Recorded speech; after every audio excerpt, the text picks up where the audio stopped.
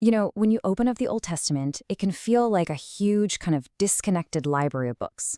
But what if I told you that a massive chunk of it, 16 different books to be exact, actually tells one single continuous story? It's a real epic covering a nation's birth, its golden age, its tragic fall, and its comeback. So today we're going to unpack that story. So, how in the world do you take all these military chronicles, political dramas, and court scandals and weave them into one coherent narrative? That's the challenge, right? On the surface, it seems kind of impossible. But the ancient writers who put all this together had a really powerful unifying idea, a kind of rule book for the plot that makes sense of the whole thing.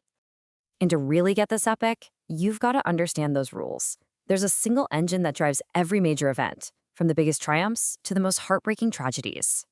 And here it is. Scholars have a fancy name for it, Deuteronomistic theology, but the core idea is actually pretty simple. It's this: if the people of Israel are faithful to their agreement, their covenant with God, they'll be rewarded.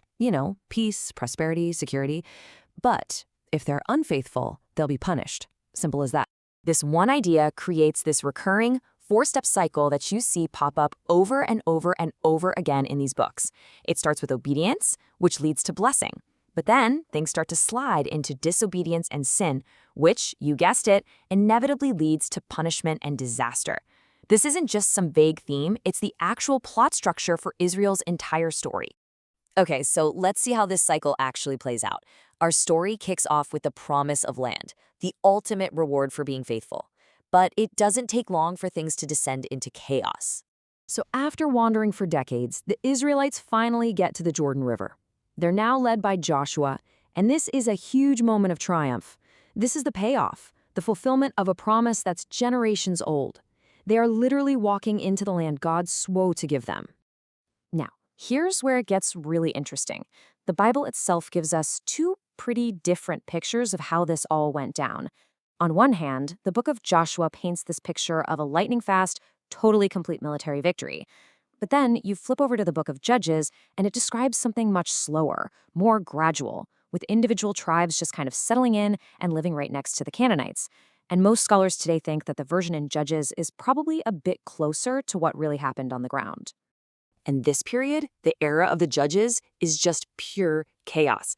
A line that gets repeated over and over is, "In those days, Israel had no king."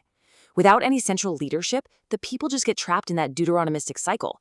They sin, they get oppressed by their neighbors, they cry out for help, and God sends a leader, a judge, to rescue them. And then the whole cycle starts right back up again. As you can imagine, this endless cycle of chaos gets pretty old pretty fast. It leads the people to a dramatic turning point. They are tired of the instability, and they demand something more permanent. They demand a king. This moment is absolutely pivotal. The people say they want a king, like all the other nations. But for the writers of this story, this is a huge deal.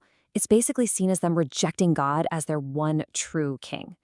But despite all the warnings, God grants their request. And just like that, the Age of Kings is born. And these first three kings perfectly capture the story's dramatic rise and the seeds of its fall. You have Saul, the first king, whose reign just ends in tragedy because of his disobedience. He's followed by David, who becomes Israel's greatest king. He unites the nation and really puts it on the map. Then his son Solomon builds the glorious temple in Jerusalem, which is the absolute peak of Israel's power. But even Solomon falls into that classic trap of disobedience, setting the stage for disaster. This quote really gets to the heart of the story's message. The prophet Samuel, as he's anointing the first king, makes one thing crystal clear. Hey, this whole monarchy thing, it's still under God's law. No king gets a free pass. The standard of obedience applies to everybody, especially the person on the throne. And as you can probably guess, the failure of the kings to live up to that standard leads directly to the next act of the story, the tragic unraveling of everything they had built. Those seeds of division that Solomon planted, well, they sprout almost immediately after he dies. The glorious United Kingdom splits right down the middle. You get the northern kingdom, called Israel, and the southern kingdom, where Jerusalem is, called Judah. This split just weakens them both, setting them on a collision course with total disaster.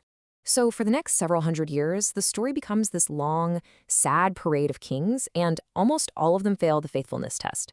They keep making the same mistakes, worshiping other gods, making political marriages that bring in foreign religious practices, and syncretism, which is basically blending their own faith with local cults. Over and over, they ignore the warnings from prophets, and they're all measured against the one gold standard of a faithful king, David. All of this, all the disobedience, is building toward the story's great catastrophe. First, in 721 BC, the northern kingdom is completely wiped out. But the final, devastating blow comes in 586 BC. The Babylonian Empire conquers Judah, they destroy Solomon's magnificent temple, and they drag the people off into exile. Now, this is the crucial point. For the writers who are telling this story from the perspective of that exile, this disaster wasn't some random historical accident. No, it was the completely predictable, inevitable result of centuries of disobedience. The cycle had hit rock bottom. God hadn't failed them, they had failed the covenant, and losing the land was the exact consequence they'd been warned about all along. But the story doesn't end there, in despair and exile. After decades in Babylon, a small group of the people are actually allowed to go back to their homeland, which kicks off the final act of this grand epic. But don't picture some glorious, triumphant return to the glory days of David and Solomon. It's not like that at all. It's a humble, difficult struggle. Led by guys like Ezra and Nehemiah, the community basically has three main jobs. First, rebuild the temple, the physical heart of their faith. Second, rebuild the walls of Jerusalem, just to be secure. And third, and most importantly, rebuild their spiritual foundation by putting the law of Moses right back at the center of their lives. And woven into this massive historical drama are these smaller, more intimate stories. They're kind of like close-ups in an epic movie, showing how the faith and courage of individual people can still make a huge difference. For example, you have the Book of Ruth, which is this beautiful story about a foreign woman whose incredible loyalty actually makes her an ancestor of King David himself. A really powerful statement. And then you've got the Book of Esther, which is this thrilling tale of a Jewish woman in the Persian court who has to risk everything to stop a plot to annihilate her people. These stories, which some scholars call inspirational fiction, add this really personal layer of hope and resilience to the bigger story of the nation. So, there you have it, from the conquest of a promised land to the despair of exile and the fragile hope of return. These 16 books tell one single epic story. It's all driven by this relentless moral logic. Faithfulness leads to life, and unfaithfulness leads to destruction.